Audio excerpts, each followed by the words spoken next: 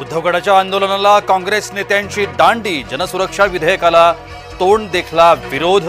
मुंबईतल्या आंदोलनाला काँग्रेसच्या बड्या नेत्यांची अनुपस्थिती।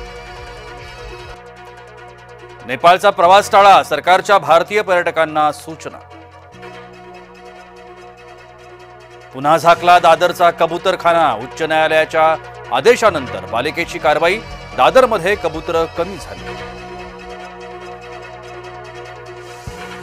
उपराष्ट्रपती निवडणुकीत काँग्रेस आघाडीची मतं फुटली, मुख्यमंत्री देवेंद्र फडणवीस यांचा दावा। मतफुटीनं काँग्रेस आघाडी हदरली, सुदर्शन रेड्डी यांना अपेक्षित मतं न मिळाल्याची चौकशी होणार।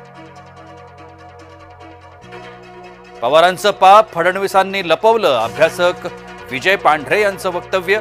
सिंचन घोटाळ्याप्रकरणी पांढरे यांची संतप्त प्रतिक्रिया।